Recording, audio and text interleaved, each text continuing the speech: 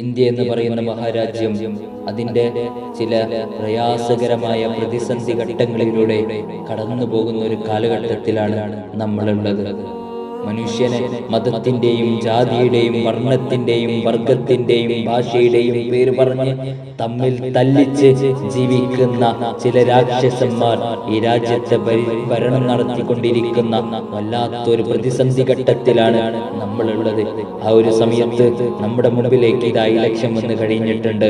നമ്മുടെ അധികാരം, നമ്മുടെ സമ്മതിദാവകാശം അതിൻ്റെ പരിപൂർണാർത്ഥത്തിൽ ഉപയോഗപ്പെടുത്തേണ്ട ഒരു പ്രധാനപ്പെട്ട ഘട്ടത്തിലാണ്, ഒരു സമയത്താണ് നമ്മളുള്ളത്.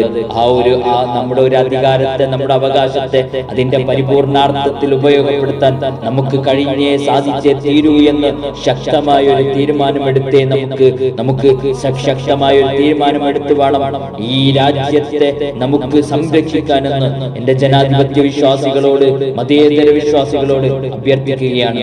മതത്തിന്റെയും വർഗത്തിന്റെയും വർണ്ണത്തിന്റെയും ഭാഷയുടെയും അതിർത്തികൾക്കപ്പുറം ഒന്നായി നിന്നിരുന്ന മനുഷ്യരെ തമ്മിൽ തല്ലിച്ച് ജീവിക്കുന്ന മനുഷ്യർക്കെതിരെ ശബ്ദിച്ചേ തീരൂ.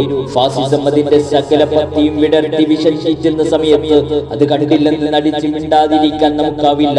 നമ്മുടെ ആയുധമാകുന്ന വോട്ട് കൊണ്ട്, നമ്മുടെ വോട്ട് കൊണ്ട് മറുപടി പറഞ്ഞേ തീരൂ, മറുപടി നൽകിയേ തീരൂ എന്ന് ശക്തമായി നമ്മൾ തീരുമാനമെടുക്കണം.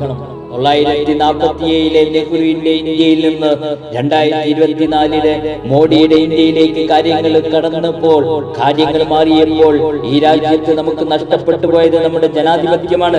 ഈ രാജ്യത്ത് നമുക്ക് നഷ്ടപ്പെട്ടു പോയത് നമ്മുടെ മതേതര വിശ്വാസമാണ്, നമ്മുടെ ഐക്യമാണ്, നമ്മുടെ ഒന്നിച്ചിട്ടുള്ള ജീവിതമാണെന്ന ഉത്തമ ബോധ്യം നമുക്ക് വേണം. നമുക്ക് മറക്കാൻ സാധ്യമല്ല. അവർ തീർത്തിട്ടുള്ള, അവരുണ്ടാക്കിയിട്ടുള്ള പൊല്ലാപ്പുകൾ മറന്നു മുന്നോട്ട് പോകാൻ നമുക്ക് സാധ്യമല്ല. ഗുജറാത്തിലെ കലാപവും, ഡൽഹിയിലെ കലാപവും, മുസഫർ നഗരിയിലെ കലാപവും, അവസാനം മണിപ്പൂരിലെ കലാപവും മറന്നുകൊണ്ട് ഒരു ഇന്ത്യൻ പൗരന് പോളിംഗ് ബൂത്തിലേക്ക് നടക്കുക സാധ്യമല്ല. അതെല്ലാം മനസ്സിൽ വെച്ചുകൊണ്ടാവട്ടെ ഇപ്രാവശ്യത്തെ നമ്മുടെ വോട്ടിംഗ് എന്ന് നമ്മൾ തീരുമാനിക്കുക. നമ്മുടെ വോട്ടുകൾ ചിഹ്നം ഭിന്നമായി കൂടാ. വോട്ടുകളെല്ലാം ഏകോപിപ്പിച്ച് ഒരേ പെട്ടിയിലേക്ക് സകല വോട്ടുകളും എത്തുന്ന രൂപത്തിലേക്ക് കാര്യങ്ങൾ വരേണ്ടതുണ്ട് എന്ന് നമുക്കറിയാവുന്നതാണ്. ഒരു പക്ഷേ ഇനി മറ്റൊരു ഇലക്ഷൻ നമ്മുടെ രാജ്യത്തുണ്ടാകുമോ എന്ന് നമുക്കറിയില്ല.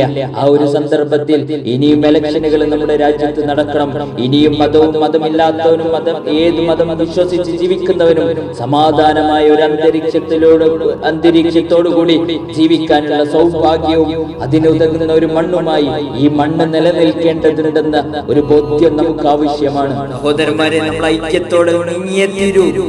ചിലർ തീർത്തിട്ടുള്ള മതത്തിന്റെ വേലികെട്ടുകൾ തകർത്തെറിഞ്ഞ് ഒന്നിച്ചൊരുമയോടുകൂടി ഈ രാജ്യത്തിന്റെ ജനാധിപത്യം തിരിച്ചു പിടിക്കാൻ ഒന്നിച്ചു നിന്നേ നമുക്ക് പറ്റുള്ളൂ. അല്ലെങ്കിൽ നമ്മൾ പെട്ടുപോകുന്ന ഒരവസ്ഥ നമുക്കുണ്ടാകുമെന്ന് നമ്മൾ മനസ്സിലാക്കുക. നമ്മുടെ രാഷ്ട്രപിതാവിനെ കൊന്നുകളഞ്ഞ RSSന്റെയും BJPയുടെയും കാബാലികരെ സംരക്ഷിച്ചു നിർത്തേണ്ട ഒരു ഗതികേടിലേക്ക് ഈ രാജ്യം എത്തിയിട്ടില്ല.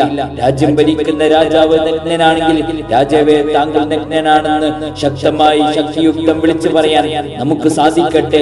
അതിന് ഈ ഒരു ഇലക്ഷൻ, ഈ ഒരു വോട്ട് അതിനുള്ള ഒരു മറുപടിയാകട്ടെ.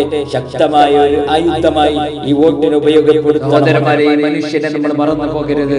നമുക്ക് വേണ്ടി വെയിലുകൊണ്ട, നമുക്ക് വേണ്ടി മഴ കൊണ്ട ഇന്ത്യയെ വീണ്ടും തിരിച്ചു പിടിക്കാൻ വേണ്ടി കന്യാകുമാരി മുതൽ ജമ്മു കാശ്മീർ വരെ ഇന്ത്യയുടെ മുക്കിലും മൂലയിലും ജനാധിപത്യത്തിനും മതേതര വിശ്വാസികൾക്കും ഒപ്പം അണിനിരന്നുകൊണ്ട് നമുക്ക് വേണ്ടി പണിയെടുക്കുന്ന രാഹുൽ ഗാന്ധിയോടൊപ്പം ചേരാം.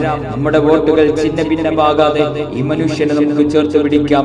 നമ്മുടെ ഇന്ത്യയെ വീണ്ടെടുക്കാൻ, ജനാധിപത്യ മൂല്യങ്ങളെ തിരിച്ചു പിടിക്കാൻ, നമ്മുടെ മതേതര വിശ്വാസത്തെ തിരിച്ചു കൊണ്ടുവരാൻ, മതത്തിന്റെയും വർണ്ണത്തിന്റെയും വർഗത്തിന്റെയും വേലികെട്ടുകളെ തകർത്തെറിയാൻ വേണം നമുക്ക് തിരിച്ച് ഈ മനുഷ്യനെ സംരക്ഷിക്കണം.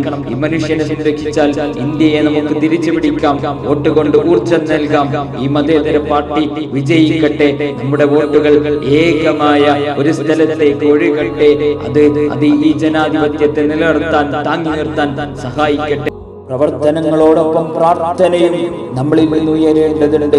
ഇരു കൈകളും വാനലോകത്തേക്ക് ഉയർത്തിക്കൊണ്ട് സർവശക്തനായ നാഥനോട് നമ്മുടെ ഇന്ത്യയുടെ അഖണ്ഡതയും ഐക്യവും അല്ലാഹുവേ നീ സംരക്ഷിക്കണേ എന്ന് ആത്മാർത്ഥമായി പ്രാർത്ഥിക്കാം.